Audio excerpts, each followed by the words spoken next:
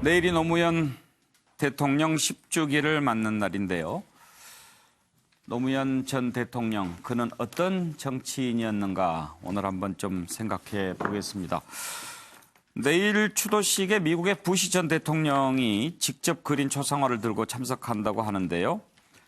부시 전 대통령 못지않게 불참자들도 관심이 좀 쏠립니다. 문재인 대통령, 유시민 이사장, 김경수 지사, 그리고 황교안 대표 참석하지 않는다고 합니다.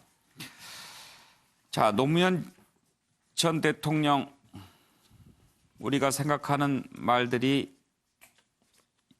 여러 개 있습니다. 이 글을 보면 그때 당시 노무현 대통령의 표정도 좀 생생히 떠오르는 것 같습니다. 노무현 대통령이 썼던 친필 메모 지금 보고 계십니다. 이렇게 고치는 모습들 보면 노무현 전 대통령 성격이 좀 보이는 것 같죠? 예, 관련된 영상을 보시겠습니다. 절대 권력을 가지고 있는 권부에는 5년 동안에 34억 5천만 원이라는 돈을 널렁널렁 갖다 주면서 내 공장에서 내 돈 벌어주려고 일하다가 죽었던 이 노동자에 대해서 4천만 원 주느냐 8천만 원 주느냐를 가지고 그렇게 싸워야 합니까?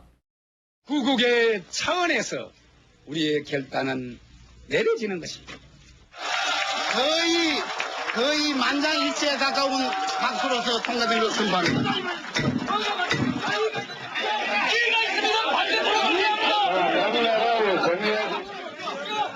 모두들 고생했어요. 고생했고 결과가 좋았으면 참 좋은데 우리가 겪은 이런 것보다 더 참담한 일들을 많이 겪으면서 살아요. 훨씬 더 참담한 일들 다 겪고 또 일어서고. 이런 아내는 제가 버려야 합니까? 그렇게 하면 대통령 자격이 있고 이 아내를 그대로 사랑하면 대통령 자격이 없다는 것입니까? 이쯤 가면 막 하자는 거죠. 우선 일이 되면 양보 없는 토론을 할 수밖에 없습니다. 저는 명분을 중시해온 정치인입니다. 정치 역정의 중요한 고비마다 불이익을 감수하면서도 명분을 선택해 왔습니다. 그래서 때로는 지나치게 이상을 추구한다는 비판을 듣기도 했습니다. 심지어는 정치인으로서의 자질에 의심을 받기도 했습니다. 전부 힘으로 하자고 하니까 이렇게 가다가는 대통령직을 못 해먹겠다는 생각이, 그런 위기감이 생깁니다. 지금 일본이 독도에 대한 권리를 주장하는 것은 제국주의 침략 전쟁에 의한 점령지의 권리, 나아가서는 과거 식민지 영토권을 주장하는 것. 우리는 결코 이것을 용납할 수가 없습니다. 대한민국 군대들 지금까지 뭐 했노 이게? 자기들의 직무유기 아닙니까? 부끄러운 줄을 알아야지. 예, 노무현 전 대통령의 육성들을 좀 모아서 들어봤습니다. 권혁기 관장, 내일 봉하마을 가시나요? 아닙니다. 저는 지난 주말에 예. 그 전직 출신들은 미리 다녀왔습니다. 다녀와서 예. 이제 권양숙 여사님께 인사도 드렸고요. 예. 이제 권양숙 여사께서도 이제 10주기 준비에 이제 많이 바쁘셨는데, 네. 부시 전 대통령을 포함하여 예. 많은 분들이 노무현 전 대통령님을 기억하고 내일 많이 그 추모하러 오신다는 그 소식에 많이 기뻐하셨고요. 권혁기 관장께서는 노무현 전 대통령과 어떻게 인연을 맺게 됐나요? 저는 이제 2002년도 대선 때 이제 노무현 후보 선거 캠프에서 이제 일을 했었고요. 그 뒤에 이제 대통령 취임하면서 같이 그 청와대 행정관으로 들어가서 2년간 참여정부에서 이제 근무를 했었습니다. 예. 네, 그래서 오늘 뭐 대통령 그 친필 메모나 기록물들이 해제가 됐다는 이제 보도를 접했는데, 그 당시 일했던 뭐 기억들이 좀 났습니다. 제가 모셨던 노무현 전 대통령은 그 시스템주의자였어요. 예. 그래서 이제 페이퍼로 대통령께 보고하는 걸 다 불허하고 온라인 결제 시스템을 만드셔서, 그게 이제 그 유명한 이지원입니다. 예, 이지원. 이지원을 통해서만 행정관이든 비서관이든 수석이든 보고할 수 있게 해서 그 온라인 보고 시스템을 만든 이유는 기록을 남기기 위해서입니다. 그 온라인 이지원 시스템에 보고서를 올리는 순간에 자동으로 그 저장이 되고 예. 그 저장된 역사 기록물들이 후대에 남겨져서 후임 대통령과 후대의 사료로 남겨지기를 바랬던 그런 시스템주의자였고요. 또 오늘 메모 보면 이제 강남 부동산 가격에 대한 이제 개탄 이런 게 좀 나오는데 잘 아시다시피 뭐 수도 이전, 지방 분권화, 국가 균형 발전을 통해서 수도권 과밀 해소, 예. 또 부동산 투기를 저하시키고 또 그로 인해서 발생되는 교육의 불평등 이런 것들을 이제 전향적으로 혁신적인 정책으로 이제 해결하고 싶어 하셨었죠. 예. 그래서 이제 분권자이자였다라는 그런 기억이 납니다. 이런 친필 메모는 일반인들도 볼 수 있나요? 뭐 봉화마을에 있습니까? 아니면 국가기록원에 있습니까? 아니 이게 이제 기록원에 있는데 그 모 언론이 정보공개 청구를 해서 예. 이번에 이제 공개가 됐다 그러고요. 예. 그 한 30여만 건이 아마 10여만 건이 또 이제 그 일반 기록물로 전환이 됐는데 예. 무조건 다 공개되는 것은 아니고 그 중에서 일부는 또 공개와 비공개로 나누어진다고 합니다. 예. 그렇게 해서 뭐 역사학을 공부하는 학도들이나 또는 현 정부의 그 당시의 기록을 통해서 정책을 보완하고 싶은 사람들이 정보공개 청구를 통해서 볼 수 있다고 합니다. 사저에 가면 노무현 대통령의 흔적을 느낄 수 있는 그 것들을 주로 어떤 것들을 좀 볼 수 있을까요? 이제 그 서재라든가 예. 또 이제 그 당시에 이제 그 대통령께서 직접 일구셨던 탑밭이랄까 이런 부분들이 뭐 잘 남아 있고요. 예. 대사님도 아마 그런 부분들을 이렇게 잘 이렇게 유지하면서 그 사저에서 지내고 계신 것 같습니다. 예. 예, 누구보다 남다른 감회를 갖고 있을 권혁기 전 청와대 춘추관장 얘기를 좀 들어봤는데요. 정태근 의원은 노무현 전 대통령 어떤 정치인이라고 평가하시겠습니까?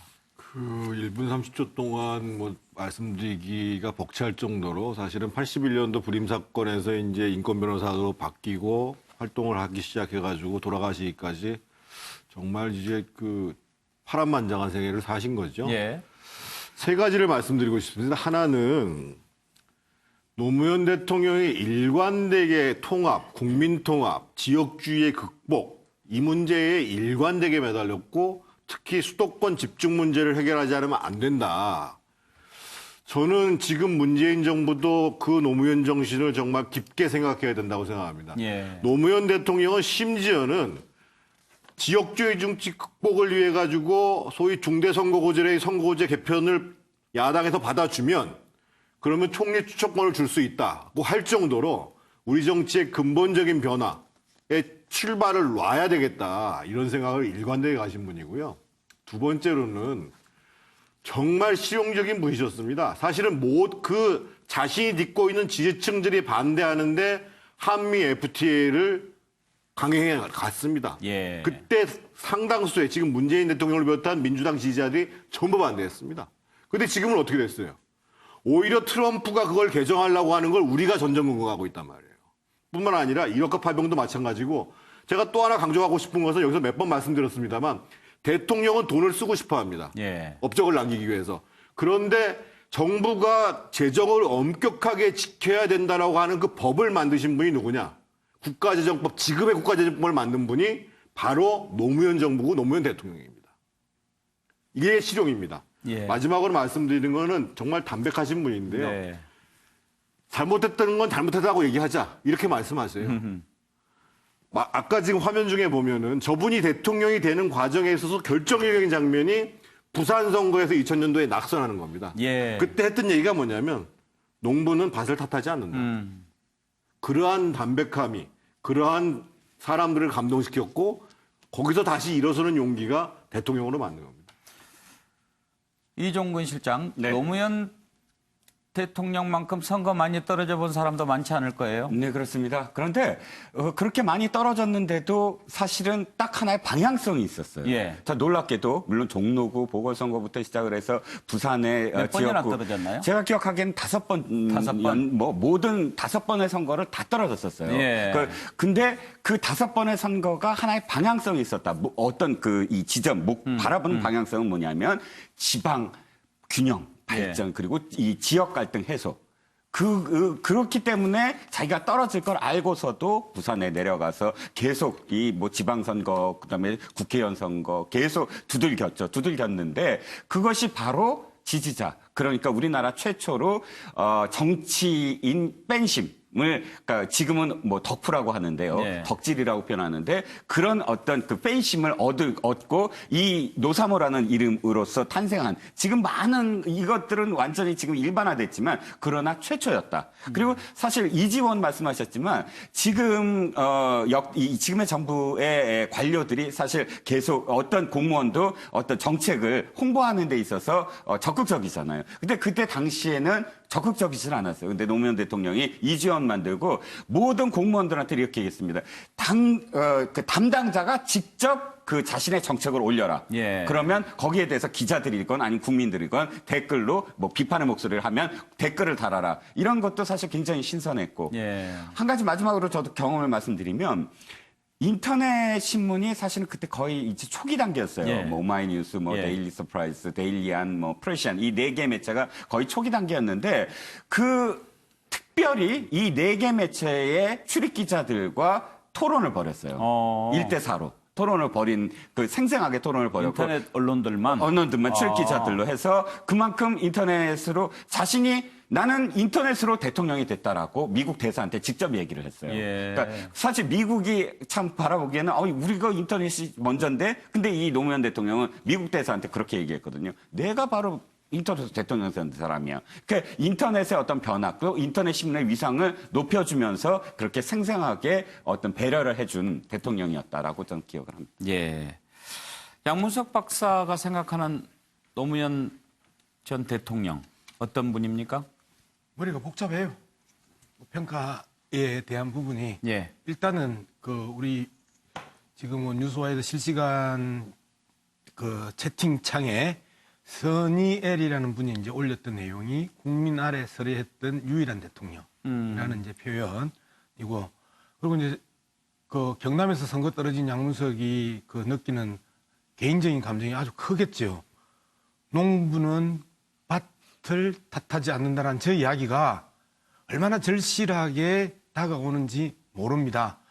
사실상 당선 과정에 있어서 고향과 정치적 고향으로부터 지지받지 못했던 대통령, 그리고 대통령직 수행 내내 고향과 정치적 고향에서 지지받지 못했던 대통령, 퇴임 이후에도 그렇게 썩 고의적이지 못했던 고향과 정치적 고향의 냉소와 멸시, 이것들을 평생을 감내해내면서 한국 정치에 있어서 지역 감정의 벽을 허물려고 했던 대통령, 저는 그렇게 이야기를 할 수밖에 없고요. 그리고 이후에도 우리는 끊임없이 동서합에 대한 부분에 대해서 진지하게 고민해야 된다. 5.18을 다른 지역을 향한 메시지로 던지는 장소가 돼서는 안 된다라고 저는 생각을 합니다. 예. 이상입니다. 양문석 박사가 하도 숙연하게 얘기를 해서 농담을 못 하겠네요. 양문석 박사는 한 번 떨어졌죠? 그래서 제가 예.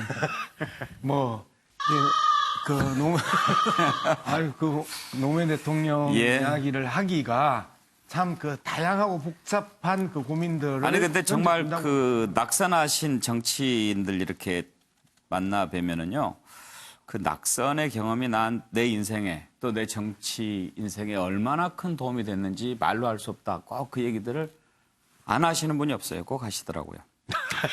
예, 정혁준 변호사. 노무현 대통령은 선거도 많이 떨어지셨지만 저처럼 고시도 여러 번 떨어지셨거든요. 근데 저는 요번에 부시 대통령 온다고 그러잖아요. 예. 그래가지고 부시 대통령하고 좀 찾아봤어요. 예. 그러니까 두 분이 동갑이에요. 아, 그렇군요. 그 다음에 이제 몇 달 차이도 안 나고. 예. 그 다음에 제가 확인하고 싶었던 거는 대통령 재임 기간이었는데 재임 기간이 겹치더라고요. 네. 근데 제가 그때 이제 노무현 대통령 임기 말 정도에 국방부에 있었는데요.